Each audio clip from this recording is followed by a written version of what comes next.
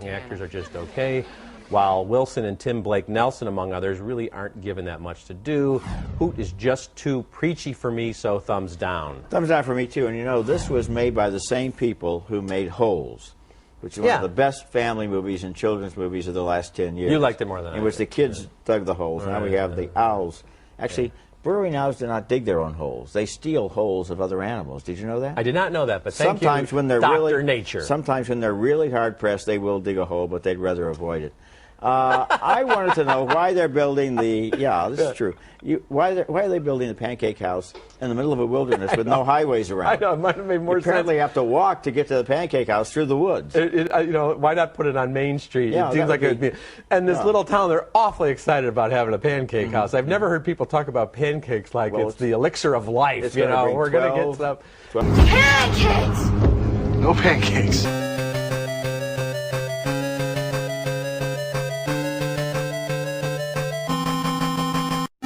To the rescue, Sylvester Stallone, playing a former chief of emergency medical services for the city. Former, because he was disgraced when some of his co-workers died in a previous rescue attempt. Naturally, a relationship develops between Stallone and the one single woman among the survivors. She's played forgettably by Amy Brenneman. Another cornball scene, a tunnel cop played by Stan Shaw. He has his neck broken, but still remembers to give his girlfriend a memento. Another disaster movie cliches, the black guys always die in service to the others. Some of the effects in Daylight are just fine, but the dialogue is a joke. And as a measure of my boredom, about a half hour into this picture, I became fixated on the critic down the row from me eating some candy. It wasn't Roger. It was John Petrakis from the Chicago Tribune. And I tried to guess the candy he was eating by the sounds he was making. Now, those sounds were more captivating to me than anything going on the screen in Daylight. Well, I knew it wasn't me because there was still candy left after half an hour. Our first movie is The Core, an aggressively silly disaster film that makes Armageddon look like a documentary.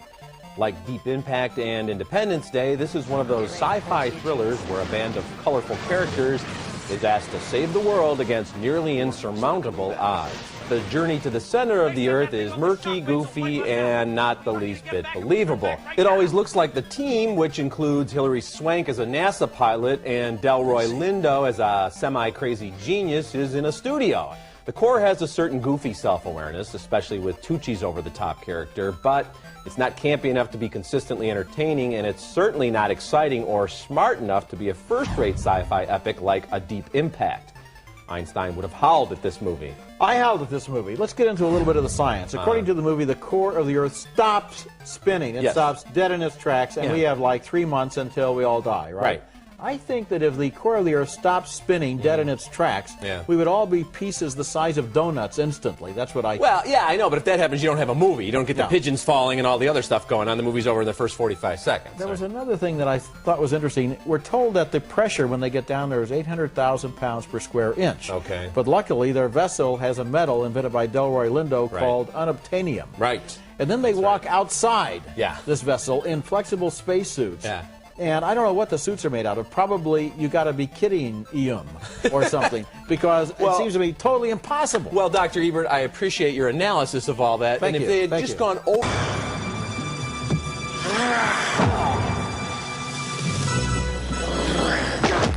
The fighting sequences seem to be fakey throughout this whole film. You can see where punches and kicks are being pulled, and you can hear the soundtrack being goosed up for the contact. This was a pretty dreadful movie. It's all made up out of parts from other movies. Even the Asian or the Thai instructor is a ripoff of Mr. Miyagi in the Karate Kid movies. And you mentioned the fighting sequences. The movie was so boring to me that I started really just trying to analyze what they were doing. Did you notice every single fight in this movie is in slow motion?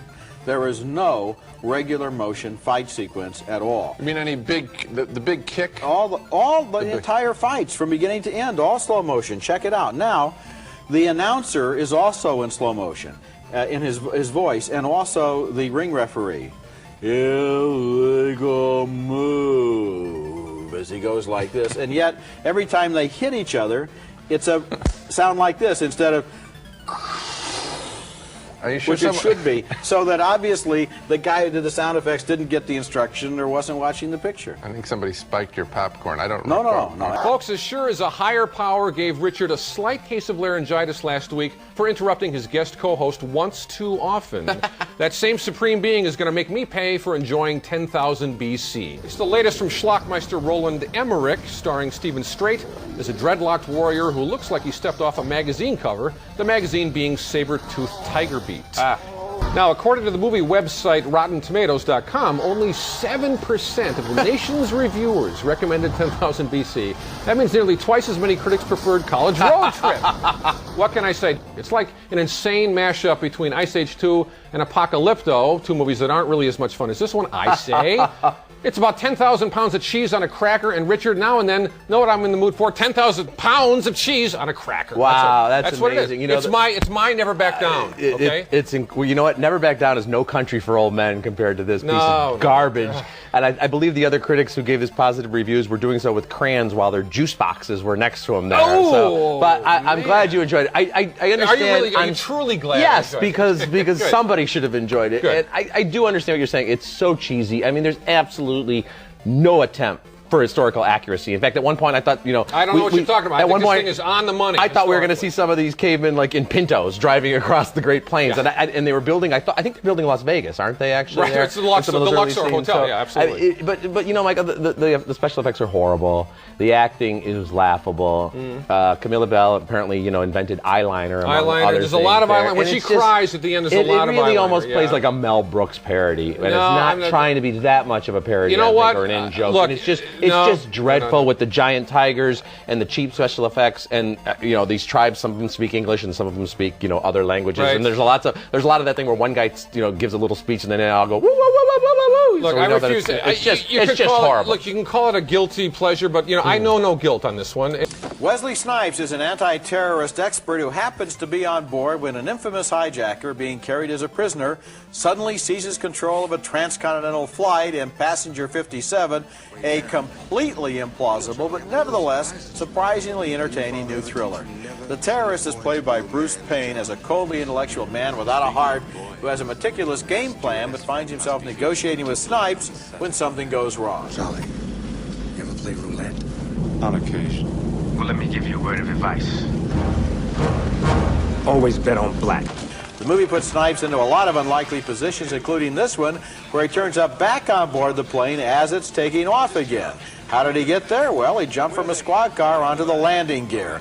A better question might be, what's he going to do now? But I must tell you that I enjoyed it. I liked its high energy level and the obvious enjoyment Snipes and the rest of the cast had with their melodramatic roles. And I even liked the way the flight attendants rose to the challenge of a bloody hijacking by passing out hot towels to everyone. Well, all right, you're saying on the camp level it might be yes, fun. I think, and I thought that the stuff on the plane, oddly enough, was fun in that way. But then the picture takes a detour to a carnival, and I thought the movie really fell apart. Now listen, wait a minute, Gene. I got to talk to you about that carnival. Now, the plane is on the ground. Yeah. And the terrorist creates a diversion and then sneaks off the plane and runs across the field to the carnival, which is conveniently next door. Right. The police, of course, have not surrounded the plane, No. and nobody notices that the terrorist goes there. Right. Meanwhile, Wesley Snipes is inside the control tower, arrested by the police, but he knocks out two of them, fights free, steals a motorcycle, and races directly to the carnival. Now, how did he know the terrorist was there? I have no My idea. answer is he's seen other movies. He knows that you always go to the carnival because then you can have the shootout on the merry-go-round. That's where Our first movie is Into the Blue. It's starring Jessica Alba's buttocks and Paul Walker's pecs. And if you ask me, Alba's rear end is a much better actor. In what may be a record for shots taken from behind an actress, we see Alba in a variety of bikinis and short shorts. And if you think I'm obsessing about this, talk to the people who made this movie. They certainly weren't concerned about things like plot or character development. Jessica Alba, she's got a winning smile. She has a great body, but I'm not sure she's much of an actress. Paul Walker is worse. Somebody needs to tell this guy to stop calling everybody bro in the movies. I don't think there's anything wrong with an escapist adventure, but if you're rolling your eyes in disbelief at the plot and the dialogue, it makes it hard to enjoy the scenery. Thumbs down. Oh, I give a thumbs up. I don't know where to start here. Up? Yes. Up? What okay. did I say? Okay. I just wanted to make sure. I thought maybe something was wrong with like the old... Yeah, okay. No. Okay. The auditory experience is not deceiving you. let's talk about why people might want to see this movie. Okay. Jessica Alba is a pretty girl. Yes. She's pretty in this movie. Yes. Okay, that's thumbs up. Okay. Secondly, it's an adventure.